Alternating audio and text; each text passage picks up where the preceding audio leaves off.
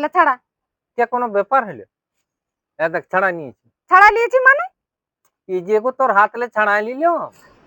হ্যাঁ গো, তোর কি এখনো লেখা হয়নি? না গো, আর একটু বাকি আছে।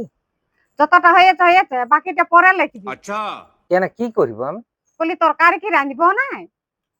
তো রাঁধ, আমি তোকে ধরিয়ে রাখি। কেনে ধরে রাখিছি? তবে কি করবো? বলি রসুনটা ছাড়াতে পারবি? তুই তাড়াতাড়ি তরকারিও রাঁধবি নি, আর আমাকে লিখতেও দিবি নি। আগে ছাড়াই দে না, দিয়ে লিখবি। আন দেখি আন, তাছাড়া তোর বিকিলে না বন্ধ হবে কেন? লে ছাড়া। কে কোনো ব্যাপার হলো?